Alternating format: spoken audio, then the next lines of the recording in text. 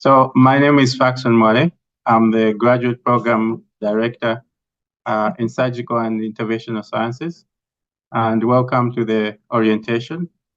So the goal of the orientation is so that we can provide you with some essential information that you might need for your journey here, and give you some sort of resources, what sort of resources we have, and also to make sure that if you have anything that you need, we're there for you. We basically want your journey to be very successful here. And so that's one of the main reasons to have the orientations. Also, the other thing is that we would like right from the beginning so that you can know what sort of expectations we have. So you get all that information. So before we start, we're going to start with our chair of the department, Dr. Leanne Feldman. Thanks. Good afternoon, everybody. I thank you, Dr. Mwale, for the privilege of the podium. I'm going to keep it short and sweet, but I think I want to welcome you to the Department of Surgery, and Surgical and Interventional Sciences is our research and innovation arm of the department. As you know, the Department of Surgery is a clinical department with a very strong tradition and focus on research and innovation. So I think you've made a great choice in, I'm a little bit biased, but a great choice in joining our department. And we want to, everyone in the department is committed to helping you succeed, as Professor Mwale said. We have some wonderful, it starts with the great thing about our department is obviously the people. And our program director, Professor Mwale, we have some of our concentration leads here as well. To help you if you want to get more focused in a specific area. And I am also here if you ever need anything, and we're all here to make sure that you succeed. So thank you and welcome to our department.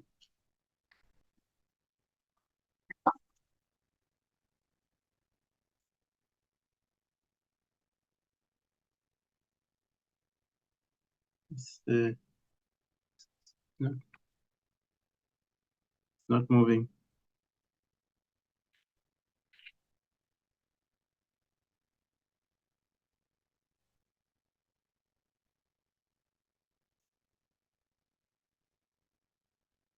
Okay, so you may have met Dr. Bartlett. He's the associate chair. He can't be here today because he had another engagement. So he's also the Surgical Innovation Director. He's going to come at the end, and those who have some questions, he'll be around.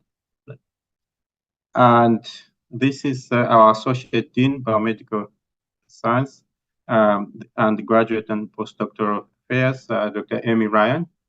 You also will meet her, and she's not coming today, but along the course, you'll be able to talk to her. So we are happy and lucky to have Professor Lorraine Shalifo here, who is the Associate Dean, Graduate and Postdoctoral Studies. Professor Shalifo, few words. Hi there, and thanks for coming, and thanks for inviting me. You'll notice the resemblance here somewhat. Anyways, what I want also to tell you here is that, welcome to McGill. You've chosen a student-centered, world-class, research-intensive university. It's probably the first time you've been in a room with so many smart people, but, remember, you were chosen to come here. I mean, you chose to come here, but your supervisor and your group chose you too. So it's a back and forth here. No imposter syndrome here. You all belong. What I also want to tell you is that as graduate students, you're members of the Postgraduate Student Society. You probably pay fees to them. You might as well take advantage. They have a place down on the main campus. They also have a website where you can find all kinds of interesting things on there. They have social outings. They have trips to ski places, they have cheap Canadians tickets, et cetera, et cetera. So you can, plan on getting a group together and go bowling or going all different kinds of things that they can have a bunch of social activities, because you're here not only to do well in your academics, but you're also here to grow as people and to meet your other people and have an entertaining and, enriching time. For the person before me was Amy Ryan. She's she's associate dean for the Faculty of Medicine and Health Sciences. So she only looks for graduate students in there. Myself, I'm an associate dean at GPS, so I look after and are responsible for all the graduate students and postdoctoral fellows in the Faculty of Medicine and Health Sciences, in dentistry and management, as well as in the interfaculty programs like IPN and QLS and PPME and whatnot. So I have a sort of a bigger portfolio. So if you have issues with your supervisor, and I hope you don't, because you will have already, how many of you have signed on to your letter of understanding with your supervisor?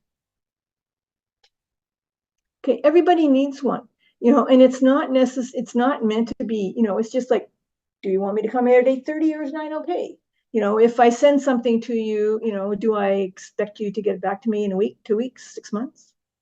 Just so you have the expectations of what your supervisor wants from you and you want from your supervisor. If do you want me to put agendas before we have a meeting? Are we going to have lab meetings? If so, when are they? What if I have a class? Can we reschedule? So you sort of arrange your time so that your expectations of each other are firm and they're stated and they're out front. That way there's no surprises later on if you find that, well, you never told me to come at 8:30. I thought 9 was fine, kind of thing. Now you tell me, and now you're mad at me. How come? I don't get it. So, try and get those things. There's also things about other, like, where's my lab bench? I mean, do I get a computer? Do I get a lab coat? Do I get other kinds of small things in your thing? How do I get, say you're doing animal-based research or something like this. Do you have to sponsor me to get the training for this? How do we go about that? So make sure you have all these expectations sort of laid out, and it's meant to be a conversation. You have it at the beginning, in around the first term. First couple of months is good. Again, so you know where you stand and what you're supposed to do. But you can revisit it whenever you want to too. Say something happens, you fast track, as Faxon will talk to you about how to fast track and what you need to fast track. Well, that means you're now in the PhD program. Things are going to change a bit from maybe if you start in a master's. Now you have to take more charge of your project. You have to worry about your comprehensive exam. So you can revisit this whenever there are significant changes in your status, and just make it a sort of more of a living document than you do it once and go, it's somewhere else and never to be seen again and never paid attention to. What I'd like to talk to you about funding letters. You probably all got funding letters. Say yes. Okay, good. If you don't understand what's in your funding letter, GPS has a website. What is my funding? When they talk about base, but basic, and then there's additional. What are they talking about? What happens if I get a salary award? Does my pay go down or does it go up? Hopefully it goes up, right? So, and what is the minimum salary? How much should I be expecting to get as a stipend from my supervisor? So make sure you understand your funding letter, what goes on there. I advise you also to communicate well with your supervisor. Tell them when you have classes. Tell them when you have your midterm. They can arrange things. They're not going to know when the big midterm is. Midterms are way long ago for them. They don't really recognize them as being important. But for you, marks are forever, right? So you need to get good marks in those midterms, essays, reports, presentations, and things like this. If you tell them in advance, I have a really big thing on Monday. Can we meet on Tuesday? They're going to go, sure, fine. But if you sort of don't study very well for your midterm because you're worried about meeting with your supervisor and they want to have results, then everything's going to, fly. You're going to get yourself all stressed out for nothing. So be upfront with your supervisor about what other things are happening academically in your life there. If you have problems with your supervisor, then I urge you to go talk to Faxon. He's your graduate program director. It's part of his job to do that, to figure out how can I, fix what seems to be an insurmountable problem. My favorite is one where a student was really upset with their supervisor. They'd done all the work on this paper and their name was not on it. And they were pissed off, big time, because they had done all this work. And so they went to their GPD and the GP said, well, did you ask him about it? And I said, well, no. Well, ask him about it. And it turned out he had just put the same names as the paper before. And that was it. He said, well, of course you're on there. He says, well, my name's not there. Well, yeah, looked at it. Oh, I am so sorry. He put his name in right away. So the student had got all upset for nothing, bottom line. So if they just asked the supervisor, I notice my name isn't on there. Can you tell me why? Or what I need to do to get my name on that paper. That would have been fine. It would have been, they would have straightened out some anxiety with minimal effort. So talk to your graduate program director, talk to your supervisor if you have issues. They're okay. They know you. Remember, they chose you too. What you also want to do is to make sure, and I'm telling you, is that some things are going to be really stressful in your graduate life. That's just the way it is. This is research intensive, student oriented, world-class university. The idea is that you should be trying your best to do well, and you should make it so that you can do well. Sometimes things take over and you're having a hard time. There's lots of services at McGill's to help you out for these occasions. Say you have a great difficulty writing. Your writing is not so good. They have a Graphos as a writing center. Writing is a learned skill. You're not born with it. You have to learn how to do scientific writing, how to do a really good search. There's places at McGill to help you how to learn how to do a good search, how to use EndNote, to gather all your references, get the PDFs in there, use them when you make your reports in this. Their libraries has often workshops on how to use EndNote, how to do searches, how to do things like this. So there's no mystery to this. You just got to go and get it. For wellness, there's a graduate wellness advisor. I think you'll get a presentation on wellness later on, Devin Simpson. There's also one for specifically for the Faculty of Medicine and Health Sciences. And they're very welcoming, very friendly. Frankly, probably anything you tell them they've seen before, they know what to do. They can help you out. On the GPS website, which I urge you to bookmark because it is so useful. It has a section there on wellness, and there's a QR sort of thingy. You need to take a picture with your phone, and when you do that, you will get all of the help all the links to the help sections that McGill has. So that way, if you just go to the website, take a picture of this, it's on your phone. Whenever you need it, it's there. You have something called Keep Me Safe, which is a phone app. So that's available 24/7. Clearly, the social workers and whatever that are available, they're not going to be there 24/7. This thing is there for you 24/7. So, if you need help, go and ask for it and get it. There's no point in not getting help when it's provided for you. And, by the way, you probably paid for it in your tuition and PGSS fees, so you might as well use it, right? So should Faxon be unable to help you? Maybe he is the problem. then what you do is you up your game, and you can go to Amy Ryan, who is also a very lovely woman, and she can potentially help you. If she needs additional help, then she'll come to me. And again, I've been associate dean now. This is going to be my 7th year, so I'm fairly experienced, and I know where to go to get help from most graduate student experiences. So again, if you're unsatisfied with where you are, you can go up. There's a system called what's called a student advocate. Sometimes you'll have problems in your courses or something such that you think you need a student advocate. Plagiarism, cheating, AI, don't go there. You can use AI as a grammar checker. Really don't use it for anything else.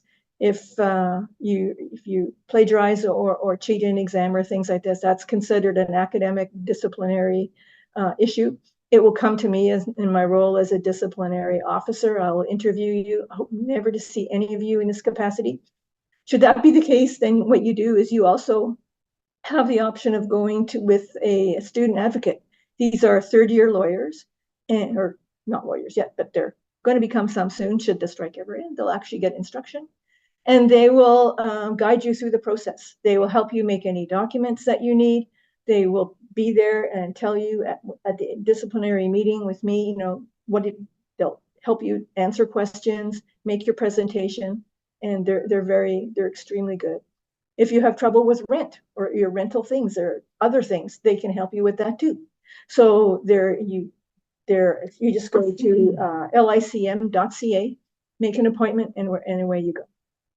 So they can help you with academic affairs, non-academic things, rent, other kinds of stuff. The GPS website has sections for funding. All of you should be trying to apply for funding it's good for your career path, your project. It's good because it will make you, in some aspects, write your project so that you know where you're coming from and where you're going. That's always a good thing to have a plan. I like plans. And it will then potentially you get this award. It'll be a kudo and something that you would put on your CV for later. It'll help your supervisor because then potentially they can use that stipend money that they were using to pay you to go to an extra conference in the year, say, or buy you in the lab a new piece of equipment, or go to a different workshop for, say, bioinformatic training or something. So it's good for everybody if you can go and do that. Travel awards are also good. A lot of you will be going to conferences, I'm sure. And again, if you win a travel award, that's great. Again, you can use that money to go to the 2-star hotel rather than the 1-star hotel when you're there. You can also go and work in another place. It's called Mobility Awards. You can apply for those such that if you have a collaborator, say in Houston or somewhere else, you can go and work there, get paid by GPS for 8 weeks, 3 weeks, 2 months, something like this, and learn a new technique. Apply something and then bring it back to your lab and to your thing. If you have a partner with that, it's almost always funded. So that for some place like this in innovation, I think that'd be a fabulous way to get some extra oomph into your thesis. And maybe that's the guy you would want to do your postdoc or PhD with too. When it comes back to supervision, there's a supervision website on the McGill website, and it's very entertaining because what it has is has a bunch of questions. This is what the supervisor is thinking when he talks about and thinks about this. This is what the supervisee is thinking about and talking about that. So it gives you the viewpoint. Say you think, well, I've got this outline for this paper, my supervisor should write it. Well, no, and when it comes to your thesis, are they going to help me with my thesis? They're going to edit it. They're going to look at it. This paragraph belongs here. This other one belongs over there. But the content is yours because that's what you need for your degree. You need to finish your courses. You need to pass a comprehensive if that is part of your PhD program, and you need to write a thesis.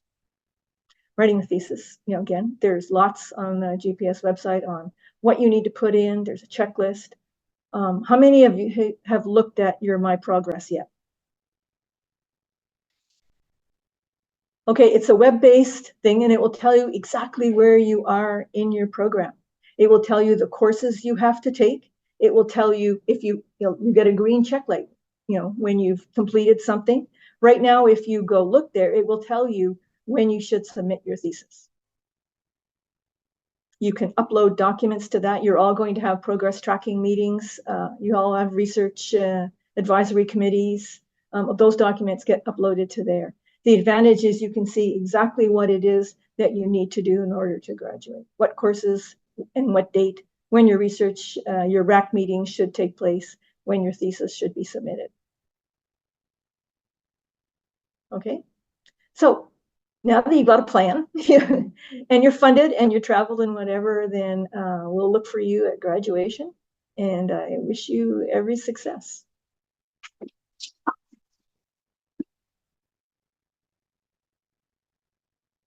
So thank you very much for that wonderful presentation and for all the support over the years, Lauren.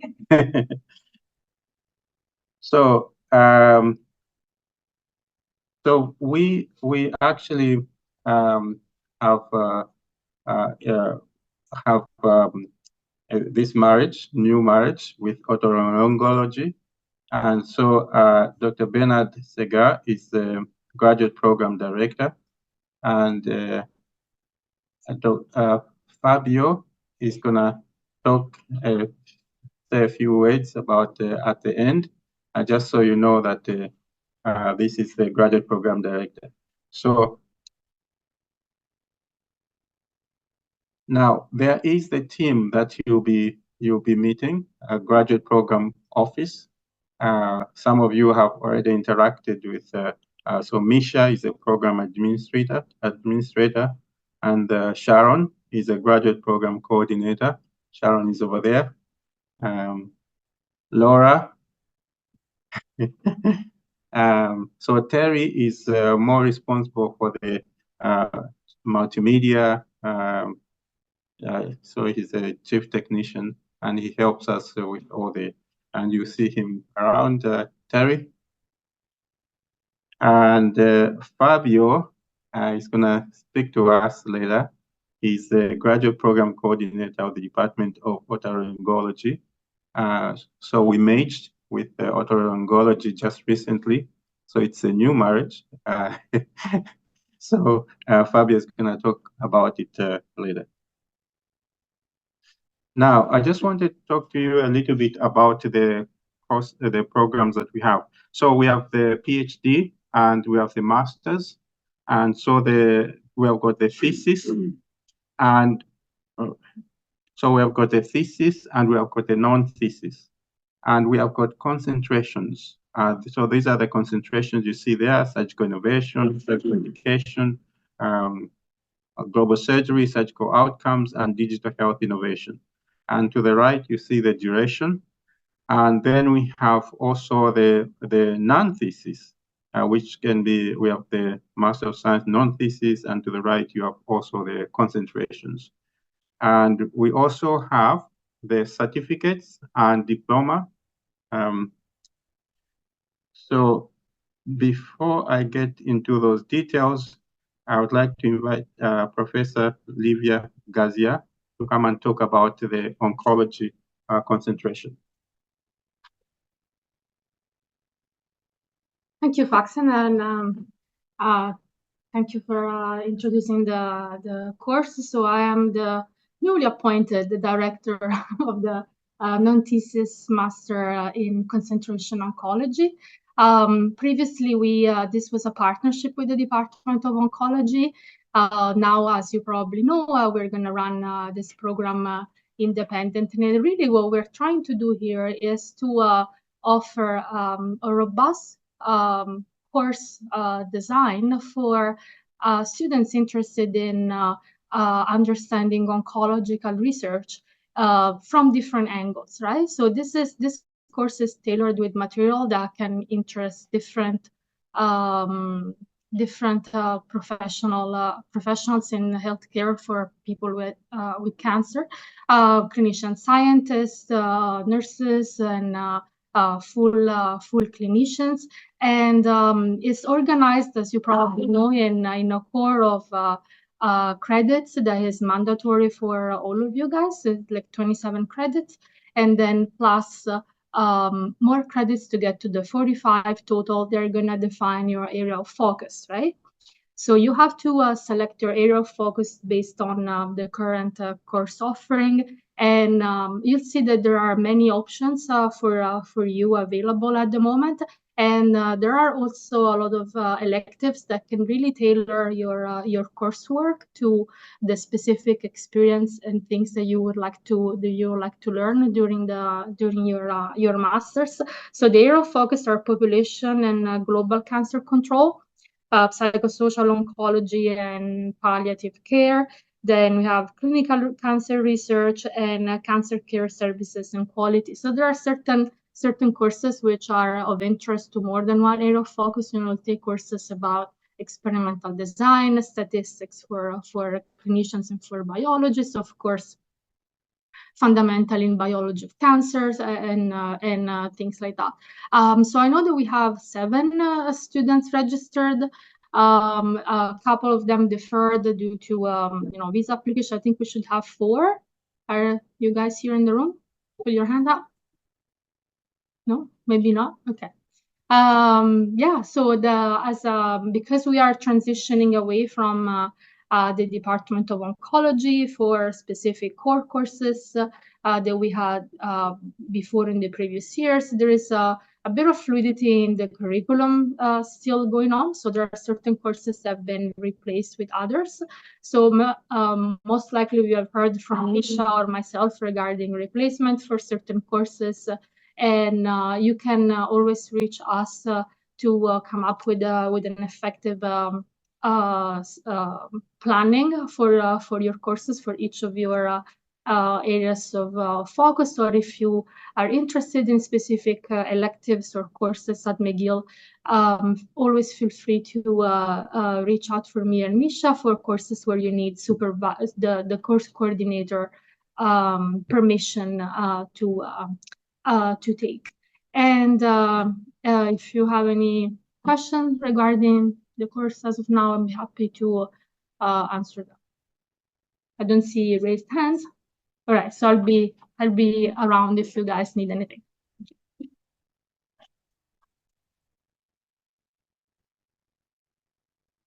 So thank you very much. Now I'll continue on the non-thesis. So the non-thesis is basically, it's based on academic coursework. So you have a lot of coursework, and then there's some short projects, which I'll talk about, which is quite very important. And so what this is, it gives you the opportunity to train in different areas. As you see, we have got all sorts of different areas: global surgery, innovation, education, etc. Now, there's this course that you may need, X623, which you will need, and it's about 6 credits. So for the non-thesis, it's a required course, and you will need an advisor. An advisor is required because it involves a project. And one of the things that we would like you to advise you right from the beginning is that we suggest that if you can take this course in the first semester, that would be great. One of the reasons is that there is a course that is knowledge translation, where you need a project. For the non-thesis, for the thesis people, you already will get a project. But for the non-thesis, you need a project in order to navigate knowledge translation. So if you can get it in the first semester, that would be great. So when you do the transfer, I'll talk about that later. Just know that there's the 623, and there's also another one which is 622. You cannot take it and replace it for your credits in the PhD. So just so you know about that. Now for the tracking, and so we have a tracking system that you do when you are, there are forms online, and that you can follow, and you can get, if you have any questions, we have got Misha and we've got Laura who can help you with that tracking.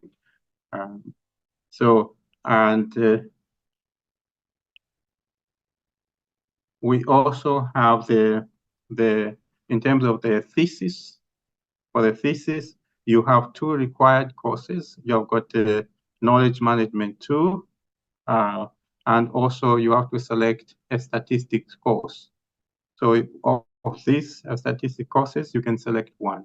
So it comes up to 6 credits.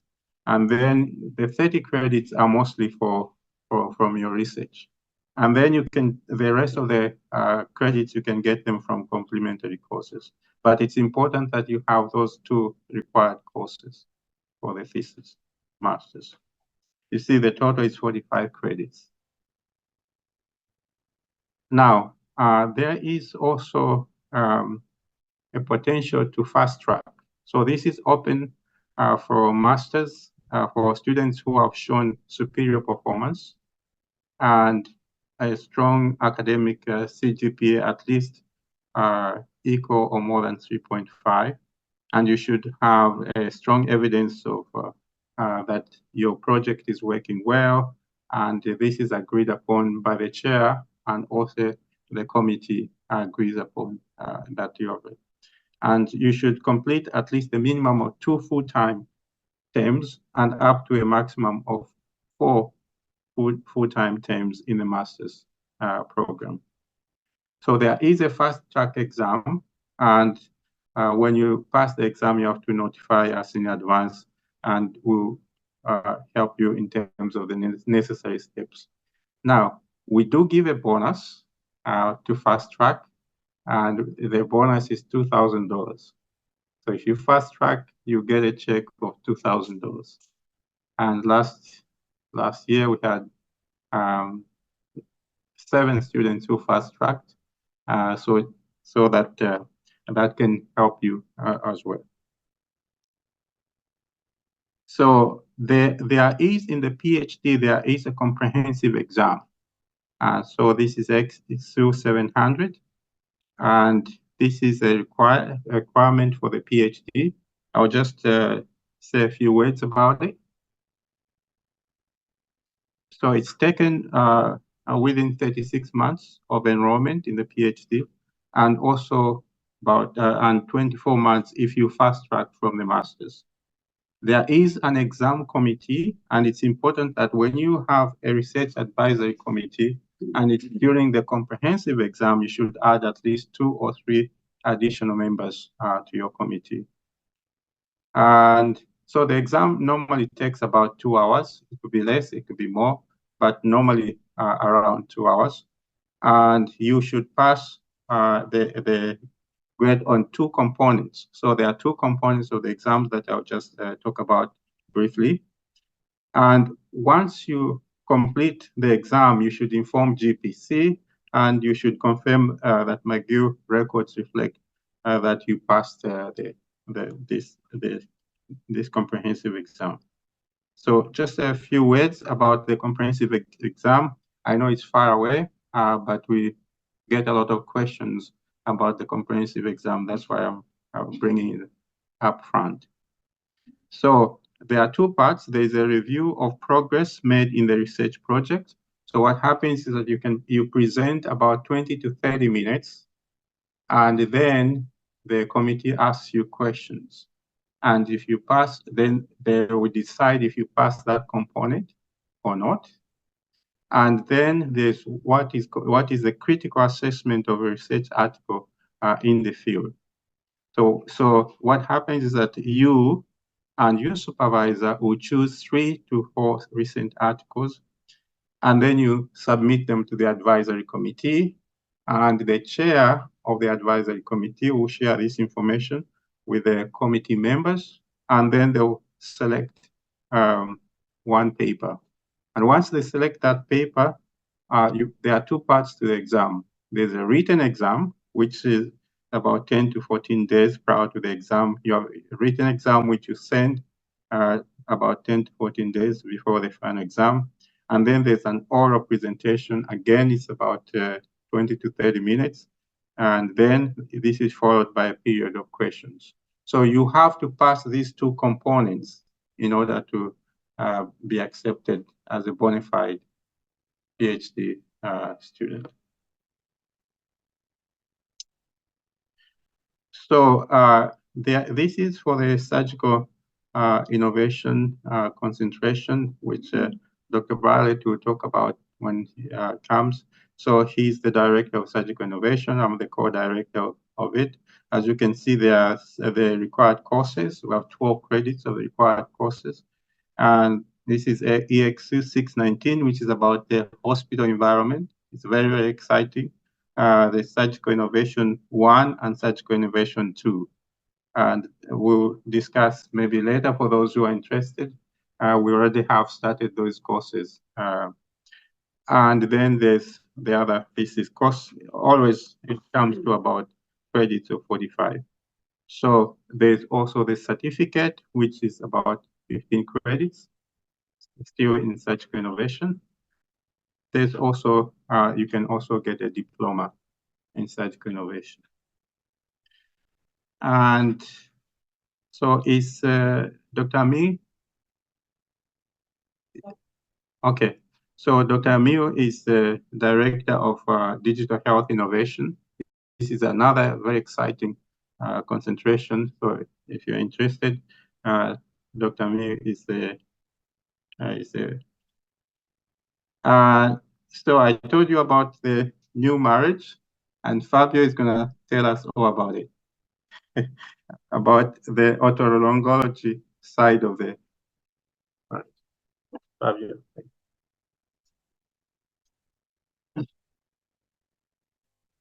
Hello, everyone. Yes, we are the new kids on the block. Oh, the right stuff? No? Yes. Too young for this?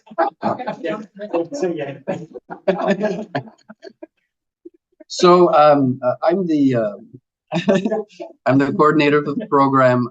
Our director, unfortunately, is out of town, so his name is Bernard Siegel, Dr. Bernard Siegel. So what we bring to the table is basically it's everything related to research on OTL, head and neck. And you say to yourself, what can you be touching? You could be touching a bunch of things that we do on research on the neck, on the ear and throat. So it'd be either cochlear implants, oncology, head and neck oncology implants, vestibule, general science and OTL, neurology, and we touch rhinology and voice. Also, we touch adults and children. So you can choose if you're going to want to go into one or the other. We're not new. Like we've been around, but we've been our own group. So what happened is that we just connected with science so that we can be a bigger family. And so we're just a branch. But this new endeavor will begin next year. Officially, will begin in 2025. This will allow all students to transfer from one program to the other if they wish to do it. And we are basically research into clinical science and medical research. So it helps you develop for project development, writing for your, let's say for your thesis. Our programs are basically doing the research and the supervisors assisting you with your thesis for your research and stuff like that. So not only are you doing your research and clinical research within the clinic and also in the lab, you will also be working with the supervisors to work on your thesis and your final report. The benefit is that you're going to be rubbing shoulders with clinicians, physicians in the clinic, in the labs, the residents. They're very flexible. They're happy to answer any of your questions, assist you in your projects and everything like that. So for the program, I don't have a list here of the program, but it's basically we ask 5 courses to be taken in class, and there's 5 other thesis courses. Basically, it's walking you through how to create your thesis and finalize your thesis. And that's all I have. I have no more other information. The director is better at these speeches than I am. He's been in the program for roughly 20-25 years, so he's also involved in the research of everything. But if you have any questions, you can write to me or call me, and I'll be more than happy to answer any of your questions. Thank you.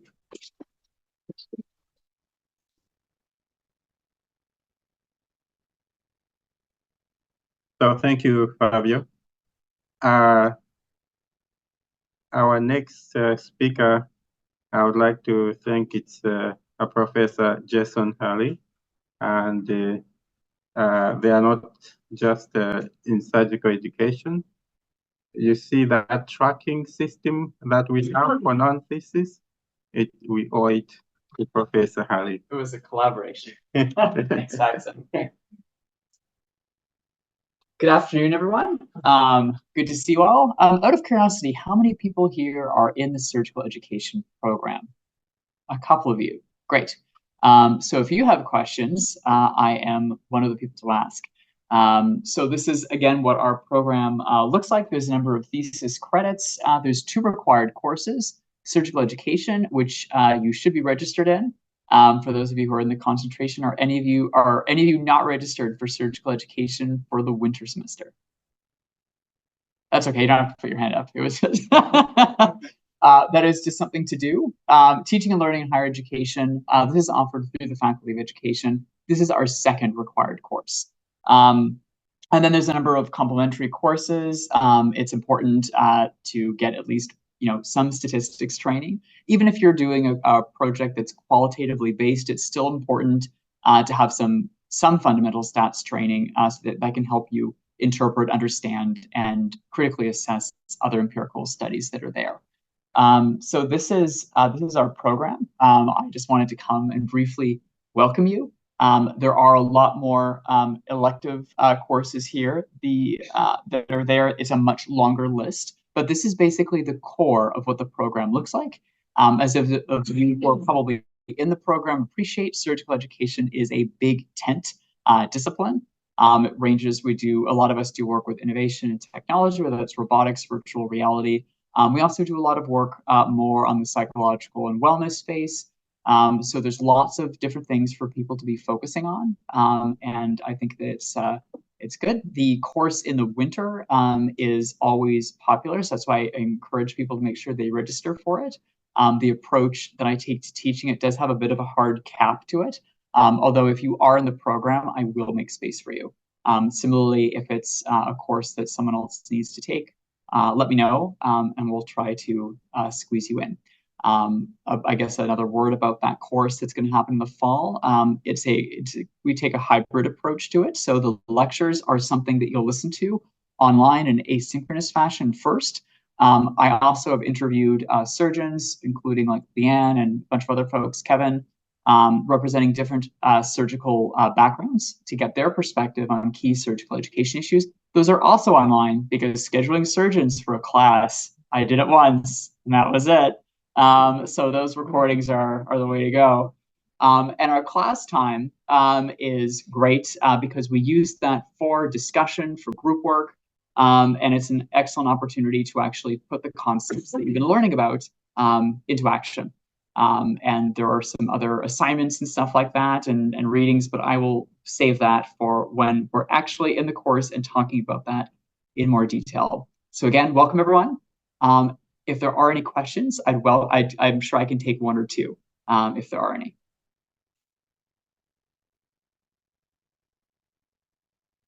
Okay, if not, and if you do have questions that come up, please feel free to email me.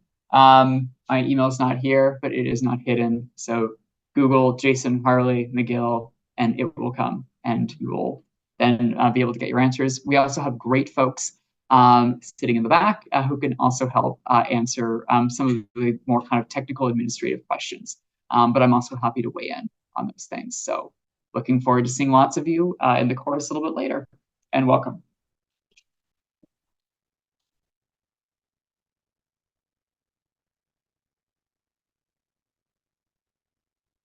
So our next speaker is Professor Giulio Fiore, and he's going to talk to us about surgical outcomes research.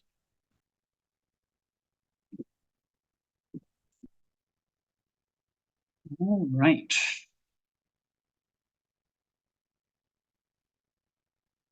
All right, guys, it's a pleasure to be here. Welcome, everyone. My name is Giulio Fiore. I'm a surgical outcomes researcher and associate professor here in the Department of Surgery, and I'm also the director of the program focused on surgical outcomes research, the thesis program, and also one of the curriculum directors for the non-thesis program. So, as I mentioned, our program is focused on surgical outcomes research. And in case you're wondering what that means, this is an emerging field of research focused on the results or consequences of surgical and perioperative care interventions. And our mission in this master's program is to offer students world-class training in surgical outcomes research, and also to provide the knowledge and skills that are required for students to start a successful career as a surgical outcomes scientist or clinician scientist. And why is this program so important and so cool? According to the WHO, an estimated over 300 million major surgeries are performed around the world every year. And unfortunately, although surgery is recognized to be an essential component of healthcare, roughly 15% of patients that go in major surgery, they experience a post-operative complication. However, a large proportion of these complications are deemed to be preventable by optimizing perioperative care. And as you guys can imagine, post-operative complications also pose a major burden to the healthcare system, as studies suggest, and up to 5-fold increase in healthcare costs for patients with a complication compared to patients who do not experience a complication. So in response to these very grim statistics, the WHO deems that improving the quality and safety of surgical care is a global public health concern. So given this concern, there's of course an increasing need for robust research aimed to assess and improve the outcomes of surgical patients, and also a huge demand for researchers who are skilled in the design, conduct, and critical appraisal of research in this field. So our master's concentration will really capitalize on this emerging field and is really tailored to the training needs of future surgical outcomes researchers. So finally, talking about our program content, as with any master's program, we have a total of 45 credits. 33 of these credits are from mandatory courses. We have 30 thesis credits, and also 3 mandatory credits through the course Surgical Outcomes Research Foundations, which I'll talk more about in the next slide. And we have 12 complementary courses. 6 of these credits are through courses on research methods and also statistics. And students can also choose another 6 credits of complementary courses and based on knowledge that is relevant to their thesis. And these courses should be approved by the student supervisor and also by their research advisory committee. So talking specifically about Experimental Surgery 610. So Surgical Outcomes Research Foundations, the content of this course is highly focused on traditional and modern approaches to measure surgical outcomes, and also on contemporary strategies to improve post-operative recovery. This course is taught by myself and by Dr. Chelsea Gillis from anesthesia. And this is a rough display of the course content. And as you can see, we have several world-leading experts who come as guest lecturers to teach several of our research topics. And yeah, and this course is of course mandatory for people in the thesis program focused on outcomes research, but of course students in the non-thesis program and also students in other streams who are interested in outcome research, they are welcome to enroll as well. So that's it, guys. I wish to welcome you all to our graduate program, and I really look forward to working together. Any questions, you guys can reach out to me by email. Thanks, guys. So now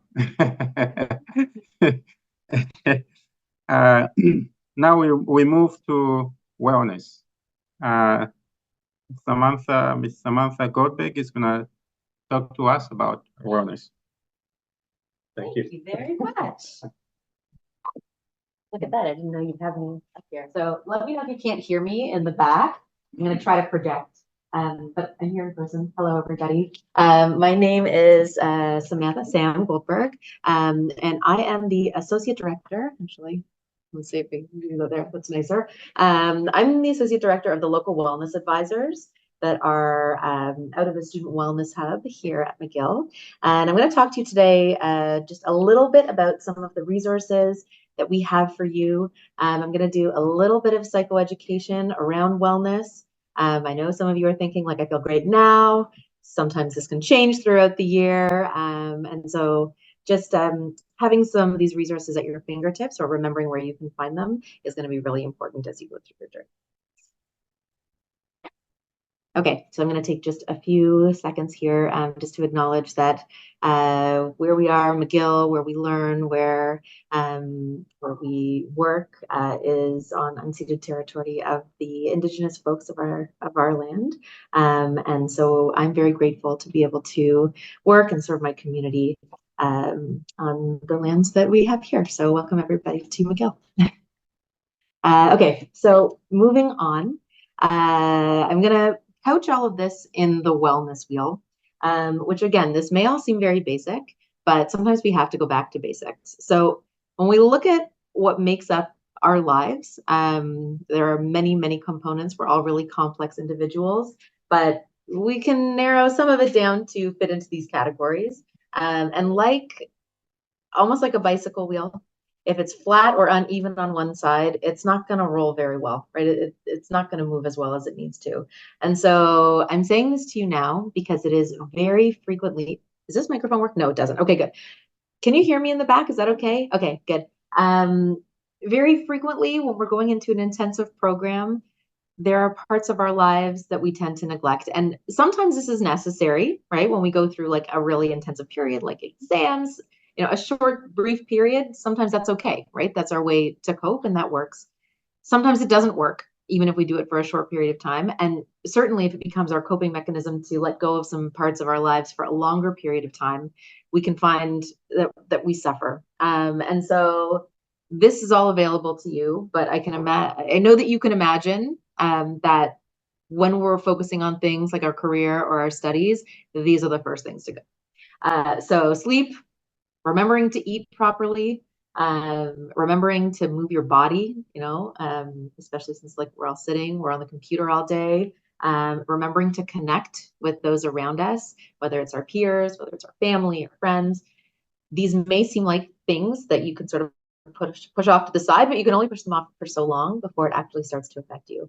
So I just want everybody to remember that. And I'm going to talk to you a little bit about a few signs to look out for. And then if you are finding things, getting a little bit stressful for you, where you can reach out to get some support.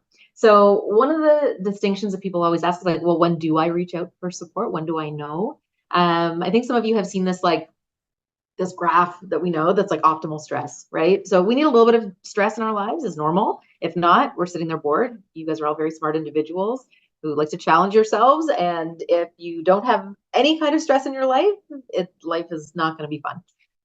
But when you push yourself into the de-stress zone, and this is where like you can think about yourself walking into an exam getting butterflies, that's good. It's going to push you to where you need to be. Walking into exam freezing and not being able to complete that exam, that's in a zone where you're not in optimal performance anymore, right? So if you're finding yourself in that place, that might be a good time to try to reach out for some support. If there's a change from the norm, so like you're a person who really likes to be social and you're finding yourself withdrawing from others, another good sign that maybe reaching out for help is a good idea. And just like your daily functioning. So are you able to pay your rent on time? Are you able to eat? Are you able to hang out with your friends? Daily functioning.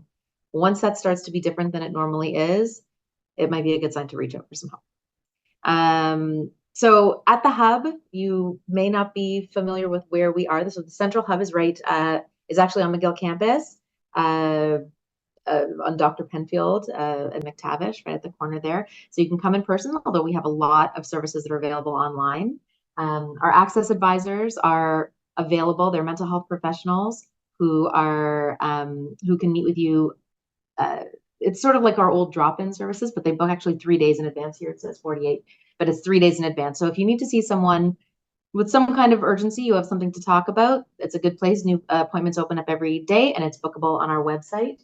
Our local wellness advisor, we have a local wellness advisor here for your faculty. She couldn't be here today, Leah, so this is why I'm here stepping in her place.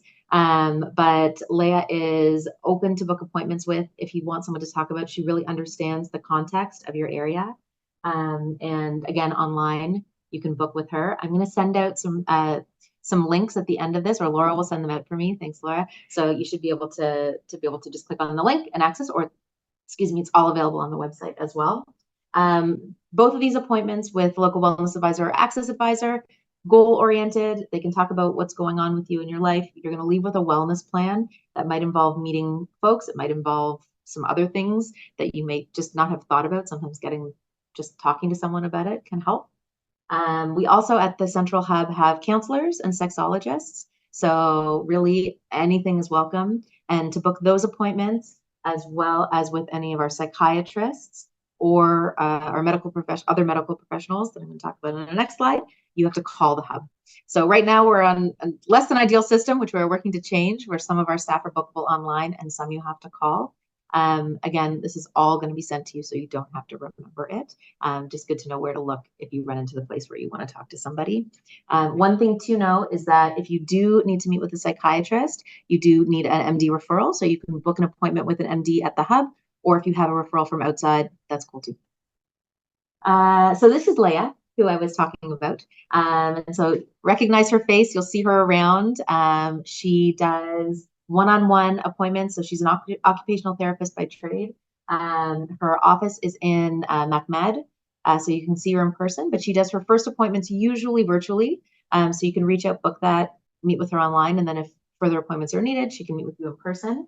You can go and check out her booking page. There's lots more info there. She also does a lot of outreach, so you might see her in some of your classes. She can answer any of the questions. She really understands her context, so she's a good person to meet with. She's also just really nice. Additional mental health resources. So the ones that I was talking about are ones that are open from 9 to 5. So we work within the workday schedule, but you have available, every McGill student has access to what's called Guard Me. And so this is an external partner that we have. If you download the Tell Us Help app, you can reach out to counselors in real time, and this is 24 hours a day. So if you're finding yourself, I know many people are up late studying or even are abroad somewhere and you need to reach out because our folks are only licensed to work here in Quebec. These are great people to reach out to, and you can talk to people in real time about what your needs might be. Beyond that, at the hub, so we have doctors, we have nurses, we have dietitians, we have lab services in-house. All of these can be booked, except the lab you can book online, which is great. But the others, like I said before, can be booked by just calling the hub. Usually the wait is not too long, but I would say doctors are booked for same-day appointments. So if you're feeling ill and you want to see someone at 8:30 in the morning. So if you want to book a doctor, call right at 8:30 for that same-day appointment. If you want to book anybody else, do it slightly after 8:30 in the morning, and your wait time will be much shorter because everybody else is waiting for doctors at 8:30. In addition to what we have here, we also have partners. So we have 2 telehealth partners. If you're a domestic student, so a Canadian, and you're covered under the SMU health plan, Dialogue is covered, and you can call in for like prescription renewal if you've got like something going on that you need to talk to a physician about and you're not able to get an appointment. They do telehealth appointments and they're really easy to get. The other platform is Maple, and this is for international students. It's covered under the international plan. So it's the same thing, and you can just make an appointment virtually, and they can help you out with usually pretty much like you have a UTI or something, and you need someone to help you with that. If you're not from here and you don't know, 811 is also an amazing resource. It is, you just call 811 from whatever phone and you get connected with a nurse or social services if you need to talk to a social worker, and they can connect you with any services in the city. So remember that you're part of McGill, but you're also part of now the Montreal community if you weren't here before. And so many of the resources that are available you might not have known about, you can be connected to through just calling 811.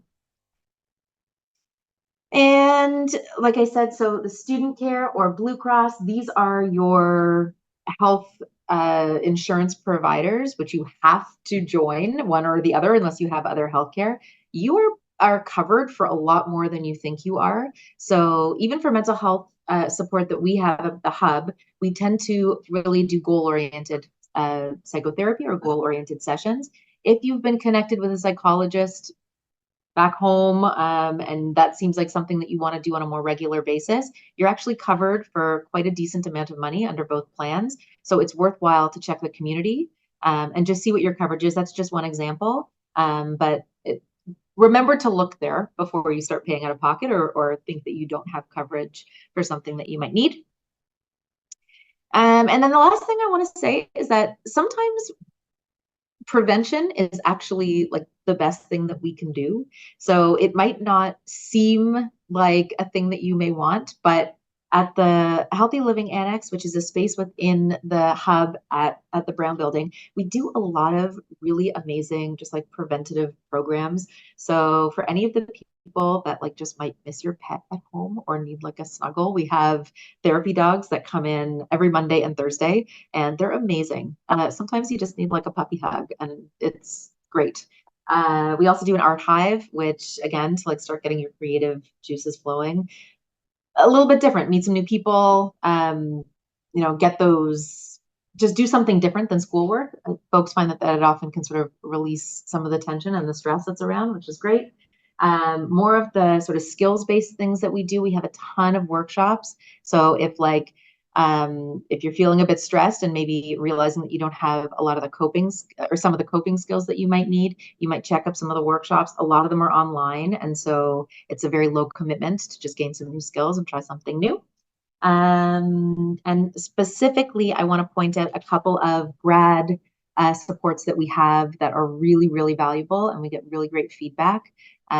Because sometimes being a grad student can feel kind of lonely, especially if you're doing thesis-based work and you might only see like your lab mates and your supervisor as the people that you see a lot. Not that they're not wonderful people, but so there is the PhD support group for, I think you guys are all master's students as far as I know, right? Yes.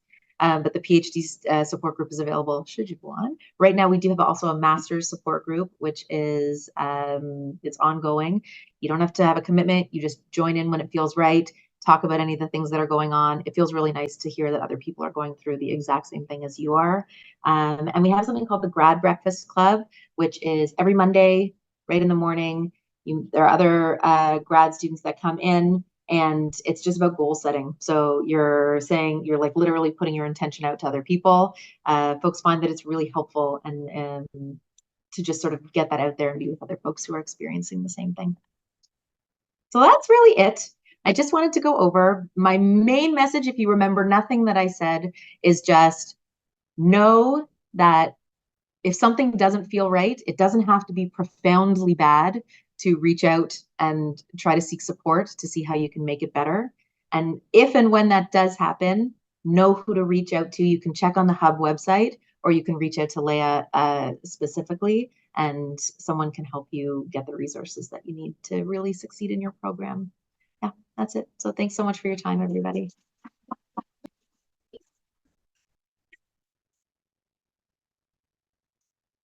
Yeah, thank you very much, Samantha. That's so we're gonna now move to the students.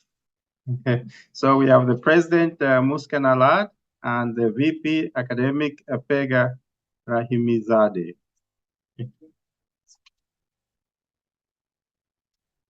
Thank you, Dr. Molly, for the introduction. Hello, everyone. So it's great to see many new faces at the department's orientation day, and we are thrilled to represent our council, Surgical and Intervention Graduate Student Society. Over the next couple of minutes, we will walk you through what we do, the kind of activities we offer, and the support you will need throughout your graduate journey. So let me introduce you to our council members of this year. Our team is here to support you both socially and academically. We serve as a bridge between the faculty and the students, ensuring that your voices are heard and you get all the help needed. We also have some exciting news. Several positions are available, and we will be sending out a call for a nomination through email in the upcoming days. So if you are really interested in getting involved, please feel free to respond to the email, or you can also send us an email to the highlighted ESGSS email in the box with the required information. We are really hoping some of you will join us. It's a lot of fun, and it will be great. It's been a year for me working in the Graduate Society, and we are really looking forward to you. Now, I would like to introduce our Vice President of Academic to walk you through and the exciting activities and events we offer.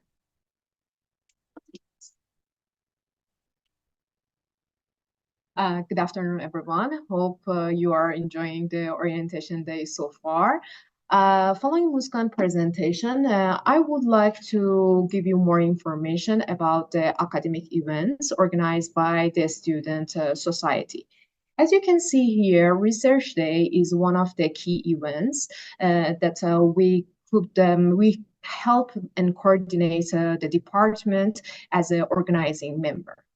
The other thing we are involved is about different workshop. We are hosting different workshops, and most of them are aimed to improve the presentation skills and mastering the scientific methods.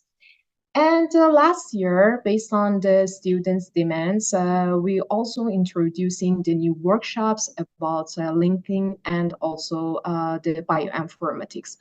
All of these workshops are designed to help the students to improve their skills for their future presentation in the conferences. But sorry, I pressed one. But beyond all of these academic events, also we are organizing the social activities for the students to help them to expand their networks with their peers. As an example, for example, we already have the game nights, the laser tag, the skating, and hiking, and we are really open to receive any suggestions about activities. Don't hesitate, you can contact us, and we are open to the new ideas. Also, we have a dedicated equity, diversity, and inclusion community that advocates for the underrepresented students. In our society, we have a representative, Temito. If you have any question or if you need any help in this area, you can contact her and she will help everybody about this issue. Also, I would like to ask everybody to follow us in the social medias. You can be informed about the latest events through our social events accounts. And also, we would ask you if you have any suggestion or if you have any concerns, you can just contact us with this email address and we will try to contact you promptly. Hello again, I'm back. So as you know, as students, we have both rights and responsibilities. So to better understand policies on student rights and responsibilities, research supervision and academic integrity, we encourage you to explore the links provided on this slide. So don't worry, the slides will be available to you after the orientation, so you can go there and explore more.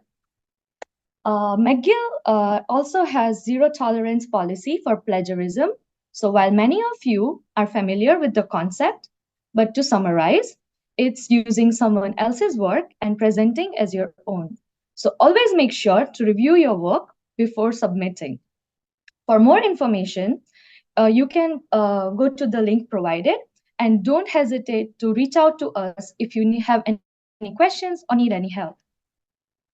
We also have zero tolerance policy for harassment.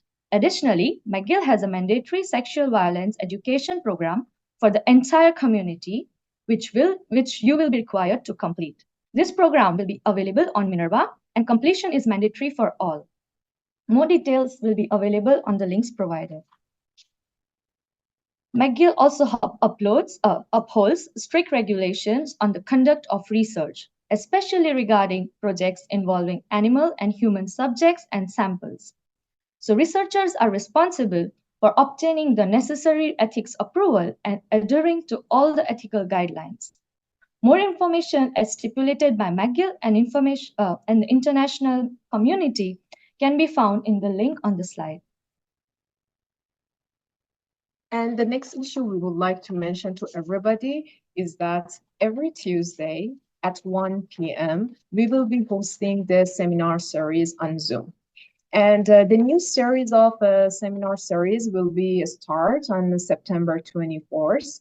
and it's mandatory for all the students to attend the seminar series. In each seminar, we will have the invited speaker covering different topics, and also students will be present their own research. This could be a very good opportunity for the students to practice their presentation before going to any national or international conferences. Also, I would like to mention it's mandatory for all the students to present their research once, at least once, during their study in the seminar series.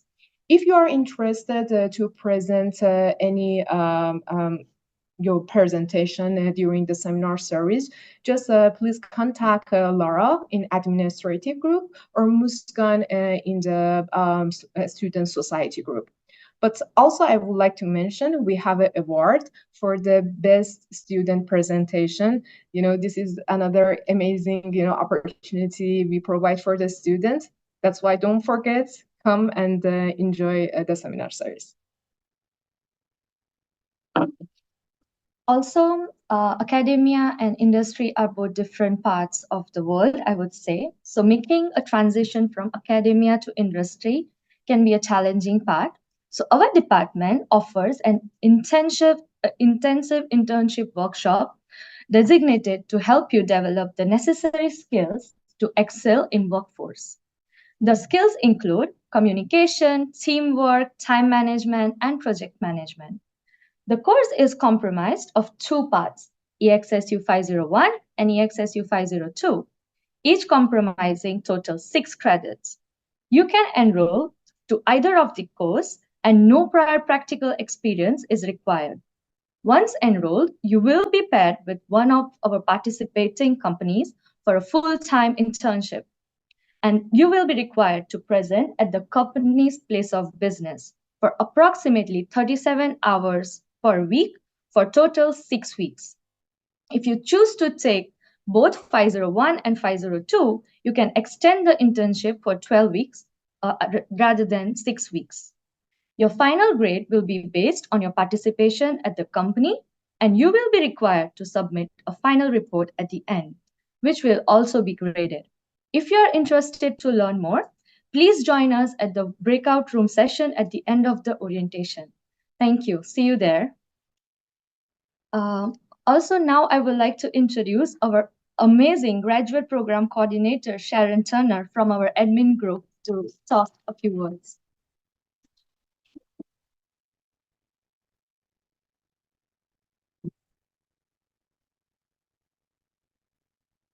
Hi, everybody, and welcome. Just a few little notes that you should be aware of. Is this the right one? Yeah, you'll be getting emails from all of us about funding opportunities. GPS sends us messages. We, in turn, will forward them on to you guys. So stay tuned to your emails because it's quite important. And again, I know Dr. Shallifer touched on this, on these 3 awards. The grade award is done through our office. And I think you guys just received a notice from me about that's open for applications. So that one is done through us. These 2, you should go into the GPS website and those are available there. These is important things you should know. Check on Minerva that all your documents are there, especially the international students. All those have to be sent to, I think it's legal documents at McGill. Obviously pay your tuition. Course registration add drop period. I think the next one is September 17th, the deadline. So that's, the next deadline. And if you have any awards coming to you, you need to have the direct deposit completed, your banking information. And check the website regularly and your emails because you're going to be getting a lot of emails from us. So keep in tune to those. And again, on the GPS website, you will see all the funding opportunities, as well as the Faculty of Medicine has opportunities as well, too. And one other thing, when you email myself, Misha, or Laura, just put your name in the subject line with the McGill ID. It makes it really a lot easier for us.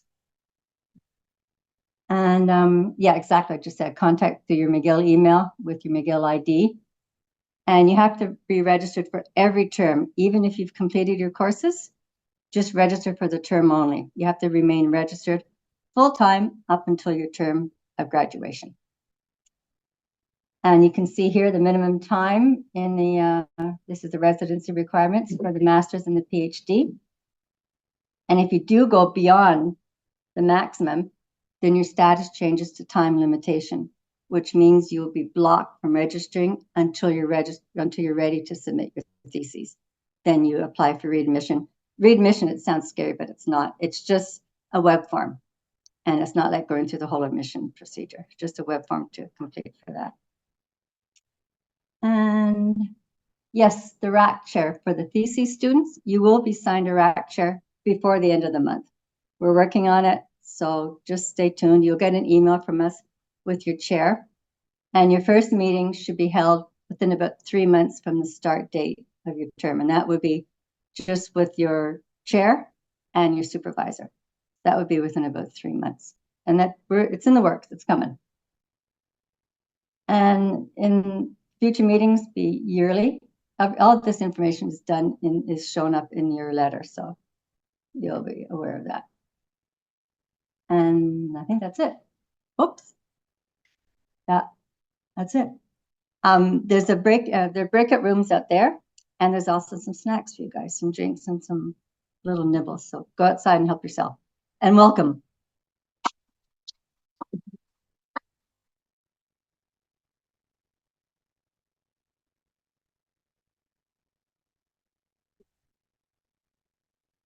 So thank you very much, everyone. We have breakout rooms, and Anne is going to help you to find your way to the breakout rooms. If you have any questions, we are here. Feel free to ask any questions. And yeah, okay, thanks.